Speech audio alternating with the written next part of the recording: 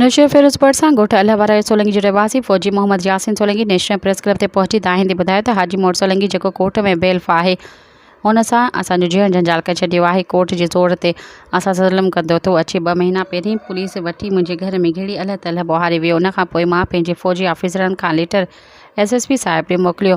हुन उहो letter DSP भिरिया ॾे मोकिलियो। उन कुझु बि न कयो। वरी पुलिस वठी हाजी मोर असांजे माउ खे घर मां खणी विया।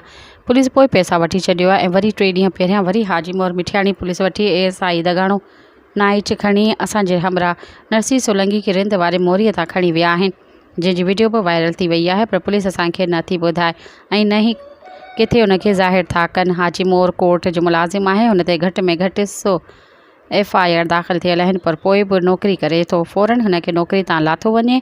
असां सेशन जज IG सिंध DIG शहीद बेनज़ीराबाद ऐं SSP नशो फिरोज़ खां मुतालबो था कयूं त फ़ौरन हाजी मोर ख़िलाफ़ क़ानूनी कार्रवाई करे असां सां इंसाफ़ कयो वञे। ही कोर्ट जी धमकी ॾेई पुलिस खे इस्तेमालु न करे थो। जेकॾहिं असांखे या असांजे हमरा नसीर ते कूड़ो केस दाख़िल कयो वियो त उन जो ज़िम्मेवार बि पुलिस ऐं हाजी मोड़ सोलंगी हूंदो।